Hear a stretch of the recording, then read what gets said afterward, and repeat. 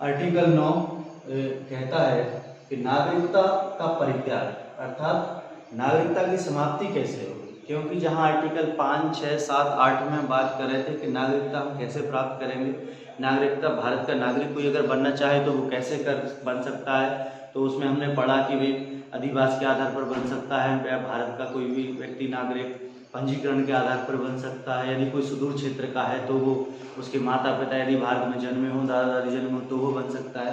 अब हम बात करते हैं समाप्ति कैसे होगी भारत की नागरिकता की। तो सबसे इम्पोर्टेंट चीज़ है भारत की नागरिकता की समाप्ति के लिए, यदि कोई व्यक्ति किसी अन्य देश की नागरिकता को त्याग कर लेता है तो स्वतः ही उसकी भारत की नागरिकता समाप्त हो जाएगी। दूसरा पॉइंट है, यदि स्वेच्छा से वो भारत की नागरिकता को त्याग करना चाहता है तो भारत की नागरिकता को छोड़ सकता है। तीसरा पॉइंट है कि यदि उसने गलत तरीके से नागरिकता को ग्रहण किया है तो उसे नागरिकता से वंचित कर दिया जाएगा, उसे हटा दिया जाएगा।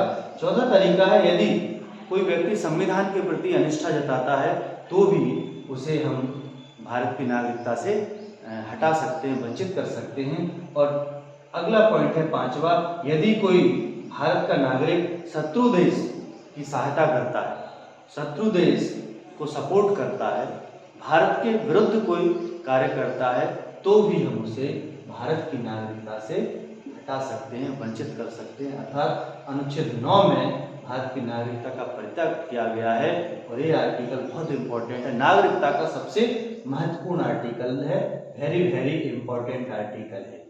तो ये आपको अच्छे से देखना।